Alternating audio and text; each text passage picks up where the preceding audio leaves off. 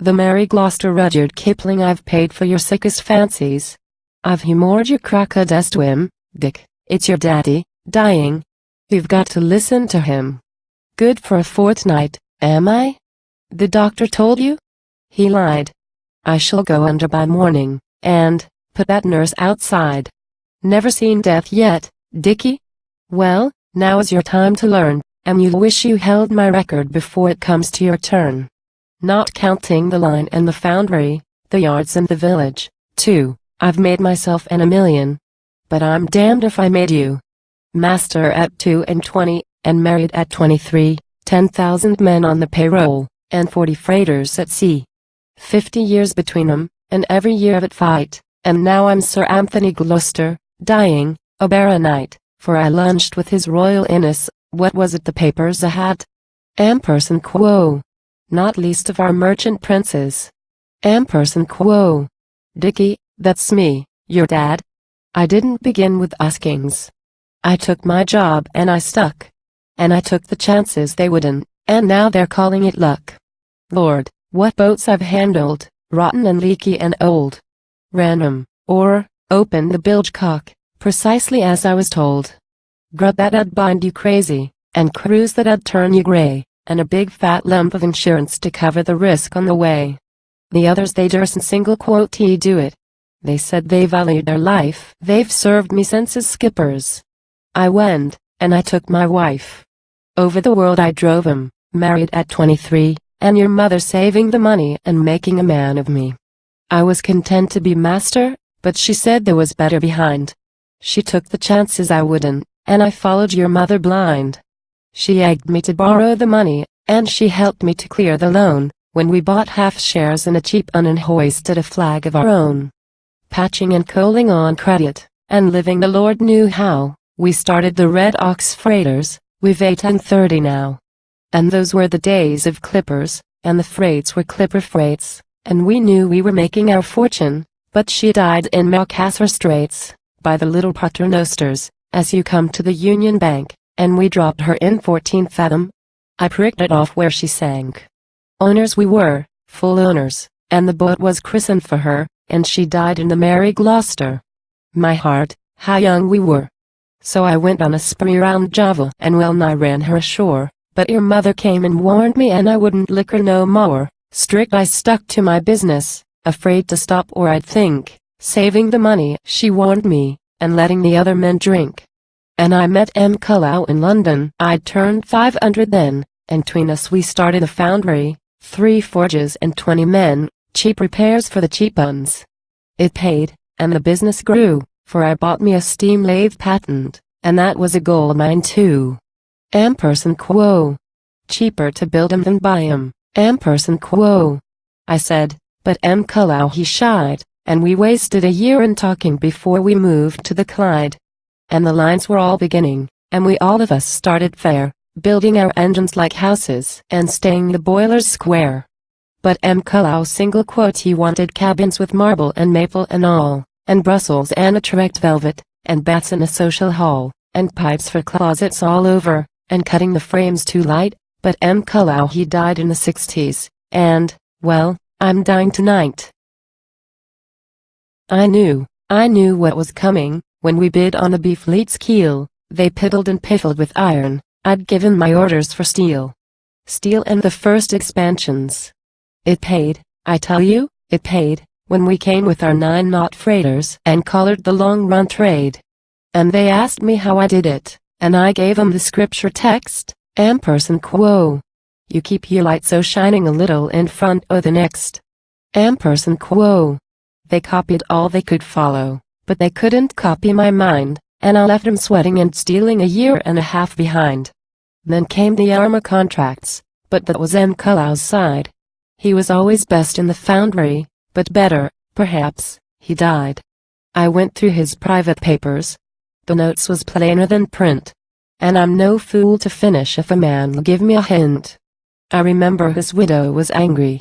So I saw what the drawings meant, and I started the 6-inch rollers, and it paid me 60%, 60% with failures, and more than twice we could do, and $250,000 to credit, and I saved it all for you. I thought, It doesn't matter, you seem to favor your ma, but you're nearer 40 than 30, and I know the kind you are. Horror and Trinity College. I ought to have sent you to sea, but I stood you in education, and what have you done for me? The things I knew was proper you wouldn't thank me to give, and the things I knew was rotten you said was the way to live. For you muddled with books and pictures, and china and etchings and fans, and your rooms at college was beastly, more like a whore's than a man's, till you married that thin-flanked woman, as white and as stale as a bone, and she gave you your social nonsense. But where's the kid o' your own? I've seen your carriages blocking the half o' the Cromwell Road, but never the doctor's brougham to help the missus unload. So there isn't even a grandchild, and the Gloster family's done. Not like your mother, she isn't. She carried her freight each run. But they died, the poor little beggars. At sea she had 'em, they died. Only you, and you stood it. You haven't stood much beside. Weak, a liar, and idle, and mean as a collier's whelp nosing for scraps in the galley. No help, my son was no help. So he gets 300,000, in trust and the interest paid. I wouldn't give it you, Dickie, you see, I made it in trade. You're saved from soiling your fingers, and if you have no child, it all comes back to the business. Gad, won't your wife be wild? Calls in her carriage, her handkerchief up to air ampersand quo. Daddy. Dear daddy's dying. Ampersand quo. And doing her best to cry. Grateful. Oh, yes, I'm grateful, but keep her away from here. Your mother 'ud never ha' stood air, and, anyhow, women are queer. There's women will say I've married a second time. Not quite.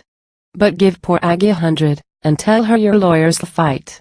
She was the best o' the boiling, you'll meet her before it ends.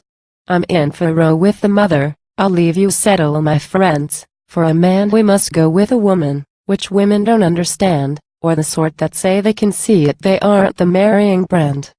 But I wanted to speak o' your mother, that's Lady Gloster still, I'm going to up and see her, without it's hurting the will. Here. Take your hand off the bell pull. 5,000's waiting for you, if you'll only listen a minute, and do as I bid you do. They'll try to prove me crazy, and, if you bungle, they can. And I've only you to trust to. Oh God, why ain't he a man?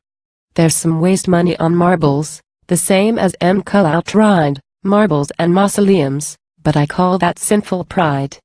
There's some ship bodies for burial, we've carried 'em, soldered and packed. Down in their wills they wrote it, and nobody called them cracked. But me, I've too much money, and people might. All my fault, it come o' hoping for grandsons and buying that Woken vault. I'm sick o' the old damn business. I'm going back where I came. Dick, you're the son o' my body, and you'll take charge o' the same. I want to lie by your mother, 10,000 mile away, and they'll want to send me to walking. And that's where you learn your pay. I've thought it out on the quiet, the same as it ought to be done, quiet, and decent, and proper, and here's your orders, my son. You know the line? You don't, though. You write to the board, and tell your father's death has upset you and you're going to cruise for a spell, and you'd like to marry Gloster. I've held her ready for this. They'll put her in working order and you'll take her out as she is. Yes, it was money idle when I patched her and put her aside. Thank God, I can pay for my fancies. The boat where your mother died, by the little paternosters, as you come to the Union Bank, we dropped her, I think I told you, and I pricked it off where she sank. Turny she looked on the grating, the oily, treacly sea, 118 east, remember, and south just 3. Easy bearings to carry, 3 south, 3 to the dot. But I gave Andrew a copy in case of dying, or not. And so you'll write to Andrew, he's chief of the Maori line. They'll give him leave, if you ask him and say it's business o' mine. I built 3 boats for the Maoris, and very well pleased they were, and I've known Mac since the 50s, and Mac knew me, and her. After the first stroke warned me I sent him the money to keep against the time you'd claim it, committing your debt to the deep. For you are the son o' my body, and Mac was my oldest friend. I've never asked him to dinner, but he'll see it out to the end. Stiff-necked Glasgow beggar, I've heard he's prayed for my soul, but he couldn't lie if you paid him, and he'd starve before he stole. He'll take the Mary in ballast, you'll find her lively ship, and you'll take Sir Anthony Gloster, that goes on his wedding trip, lashed in our old deck cabin with all 3 portholes wide, the kick o' the screw beneath him and the round blue seas outside. Sir Anthony Gloster's carriage, our else flag flying free, 10,000 men on the payroll and 40 freighters at sea.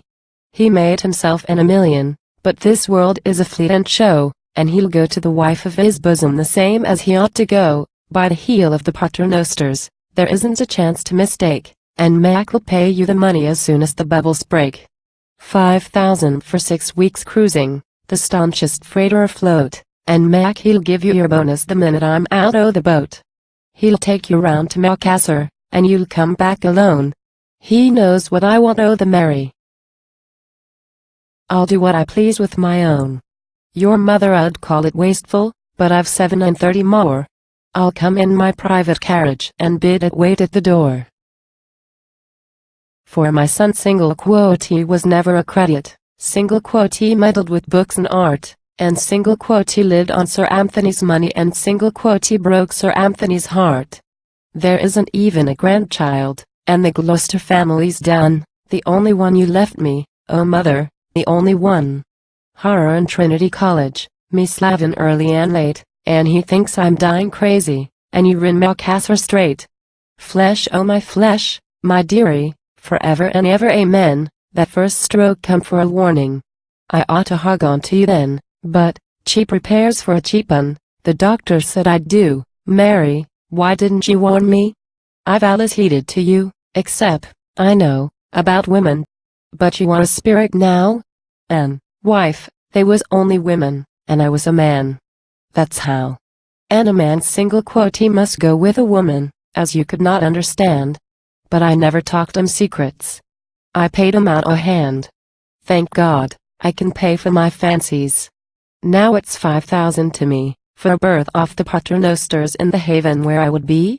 I believe in the resurrection, if I read my Bible plain, but I wouldn't trust him at Woking. We're safer at sea again. For the heart it shall go with the treasure, go down to the sea in ships. I'm sick of the hired women, I'll kiss my girl on her lips.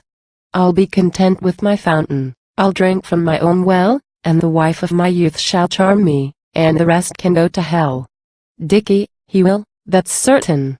I'll line our stand in bed, and Mac'll take her in ballast, and she trims best by the head.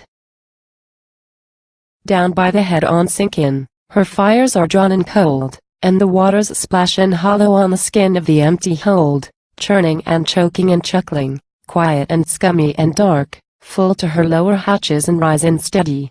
Hark! That was the after bulkhead. She's flooded from stem to stern. Never seen death yet, Dickie? Well, now is your time to learn.